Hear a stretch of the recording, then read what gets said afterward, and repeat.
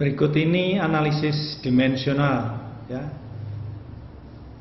tentang kecurigaan tadi.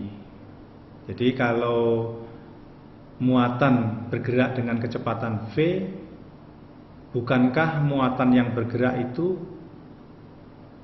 akan membentuk arus, akan menghasilkan arus? Karena muatan ya, charge ini kalau dikalikan dengan meter per detik, ini akan menjadi muatan kolom ya, kolom atau charge per sekon dikalikan meter. Sehingga ekspresi dari gaya magnetik F ini bisa juga dituliskan dalam bentuk ini I ya, muatan per detik ini adalah I, lalu meter itu adalah satuan luas, satuan panjang. Jadi formulasi matematik dari gaya magnetik ini bisa dituliskan juga dengan arus dikalikan luas dikalikan dengan medan magnetik.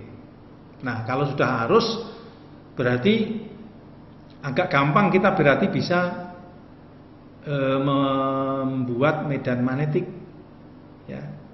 Jadi ini muatan yang bergerak ini ke atas sejauh L ya, maka dia akan mengalami gaya sebesar F ya. Jadi ada hubungan antara sekarang muatan yang bergerak itu sudah terserap di dalam arus listrik ya. Jadi ada hubungan sekarang antara gaya magnetik dengan arus dan dengan medan magnetik ya.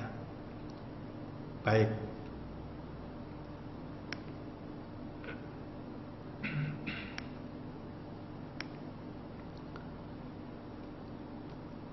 Nah, ini demonstrasi dari jumping wire. Nanti Anda bisa lihat, kunjungi situsnya ya. Nah, ini gaya magnetik yang dialami oleh kawat berarus ya, current carrying wire itu kawat berarus. Nah, ini ada medan magnetik dari arah utara ke selatan ya, yang biru ini ya. Sedangkan di sini adalah arus listrik. Ini kawat berarus, dia dilewatkan pada medan magnetik yang arahnya utara selatan ya. Berarti kalau digambarkan secara dengan perjanjian sebelumnya, maka kita bisa wilayah biru ini kita bisa wakili dengan ini ya, garis cross gini. Silang-silang ini berarti adalah menunjukkan medan magnetik yang arahnya menjauhi mata kita ya, menembus layar ini menjauhi mata kita. Nah, ketika arusnya belum diberi arus atau arusnya nol, belum diberi arus, ini tidak ada reaksi apapun di kawat ini ya. Tetapi ketika sudah dikasih arus, baru terasa kawat ini membelok seperti ini ya. Jadi kalau yang ini arah selatan, ini ke atas, berarti kawatnya itu membelok ke arah timur ya, ke arah timur. Kalau arusnya dibalik, itu membeloknya ke arah barat ya, seperti ini. Jadi kalau begitu, current is moving charges, and we know that moving charges feel a force in a magnetic field ya, begitu. Ini simulasinya bisa Anda kunjungi di sini ya, bisa Anda kunjungi di sini, Ini adalah untuk arus listrik yang arusnya itu searah ya. Kalau dia searah begini, maka kawat berarusnya itu menjadi lebih rapat ya. Nah, ini adalah untuk yang arusnya itu berlawanan ya, ke sana lalu berlawanan ke sini. Nah, ini menghasilkan gaya yang membuat kawat ini merenggang. Inilah kemudian yang yang melahirkan spekulasi yang lebih pasti bahwa medan magnetik itu bisa ditimbulkan oleh arus listrik atau muatan yang bergerak. Nah, formulasinya seperti apa? Formulasinya mirip, ya, mirip sekali dengan formulasi untuk medan listrik. Seperti Anda tahu, kalau Anda punya muatan Q, maka kuat medan di sebuah titik yang jauhnya R dari sumber muatan Q, besarnya sama dengan Q dibagi ini konstanta, ya, dibagi jarak kuadrat. Nah, untuk medan magnetik ekspresinya mirip, ya, mirip, bukan sama, tapi mirip seperti ini, ya. Jadi kalau ada muatan yang bergerak dengan kecepatan v seperti ini, ya, pada suatu titik tertentu di titik P akan timbul medan magnetik yang besarnya mu0 dibagi 4pi ini konstanta juga, dikalikan Q, kalikan muatan, dikalikan V, ya, kalau tadi tidak dikalikan V, ini dikalikan V, lalu cross R dikalikan dengan R satuannya karena ini vektor, dibagi dengan R kuadrat. Mirip, ungkapannya mirip, ya. mu0 ini disebut dengan permeability of free space, permeabilitas ruang hampa, ya. Jadi ada bentuk-bentuk yang simetri antara medan listrik dan medan magnetik, dan dua-duanya itu saling berkaitan sangat erat. Maka kita mengenal istilah elektromagnetik, ya. Listrik dan magnetik itu hubungannya sangat-sangat dekat, satu sama lain saling menjadi penyebab, ya. Nah, dugaan-dugaan tadi oleh Biot-Savart dirumuskan dalam formula seperti ini, ya. Tidak usah risau tentang notasi begini, saya akan coba menjelaskan, ya. Jadi kalau ada arus yang mengalir sepanjang kawat yang panjangnya itu ds, ya, panjangnya ds, maka di titik P non jauh di sana yang jaraknya itu R, ya, jaraknya R, akan timbul medan magnetik sebesar dB. Itu cara membacanya, ya.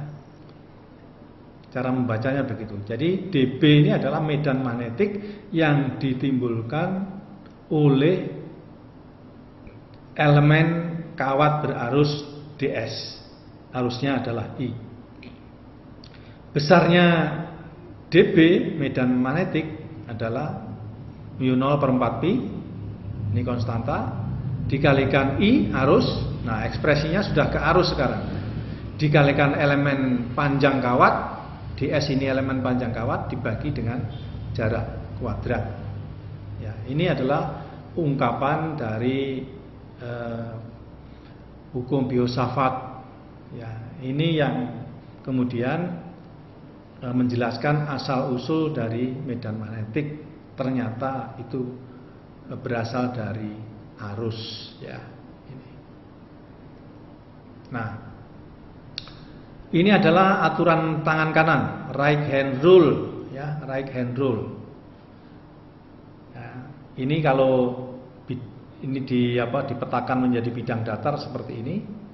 Nah, kalau ini adalah konsepnya begini, kalau ada arus listrik yang mengalir vertikal ke atas begini, searah ibu jari Anda, ya, searah ibu jari Anda, maka akan lahir medan magnetik.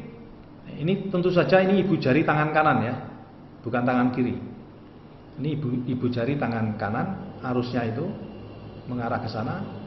Nah, medan magnetiknya itu akan melingkar, memutar seperti arah lingkaran jari-jarimu, jari-jari Anda. Ya, kalau Anda lihat, ini konsisten dengan aturan tangan kanan yang sebelumnya dibahas. Ini adalah berlawanan dengan jarum jam, ya, counter clockwise. Lalu hasilnya adalah ke atas, vertikal ke atas. Jadi kalau arusnya ke atas, vertikal ke atas, medan magnetiknya yang muter, ya, berlawanan dengan arah jarum jam. Ini kira-kira, ya. Ini yang pertama. Bagaimana kalau arusnya yang muter? Ya. Kalau ini kan arusnya yang lurus, tapi medan magnetiknya yang muter. Sekarang bagaimana kalau arusnya yang muter di kawat yang kita lilit menjadi koil seperti ini, ya, menjadi koil seperti ini. Coba tebak, ya, arusnya melilit seperti ini,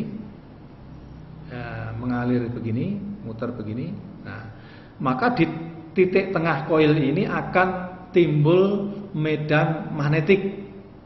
Ya, Anda jangan terkecoh dengan bulatan hitam ini, karena ini menunjukkan pusat lingkaran, tapi belum bercerita apa-apa tentang arah dari medan magnetik itu. Coba tebak kemana arah medan magnetik itu. Kemungkinannya ada dua. Kemungkinannya ini menjauhi Anda atau mendekati Anda. Ya, kalau arusnya begini. Ya, ini. Ya, coba ini berlawanan dengan jarum jam apa searah. Nah, coba nanti Anda cek lagi di titik P ini medan magnetiknya kemana, ya, kemana.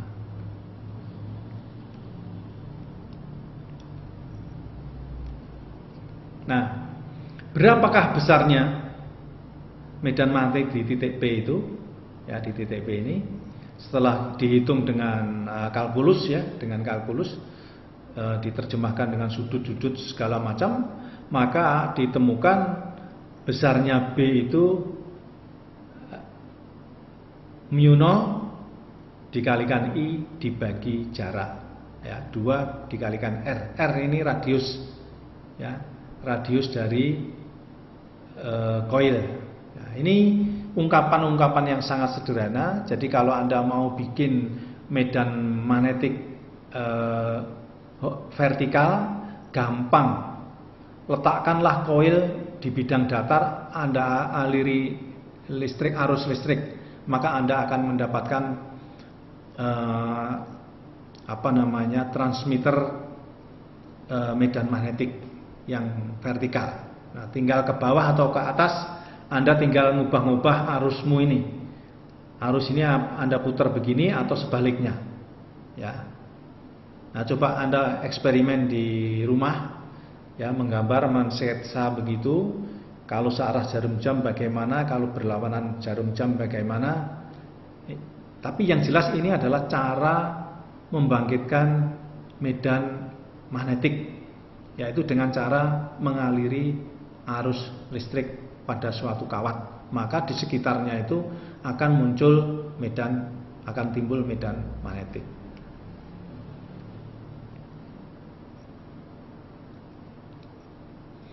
Demikian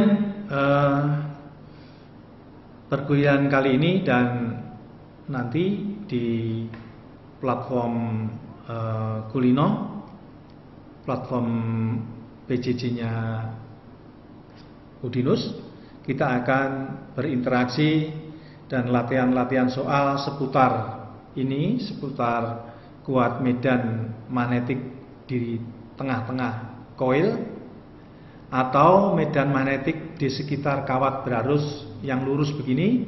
Nanti akan Anda jumpai di Kulino, ya. Terima kasih, selamat belajar.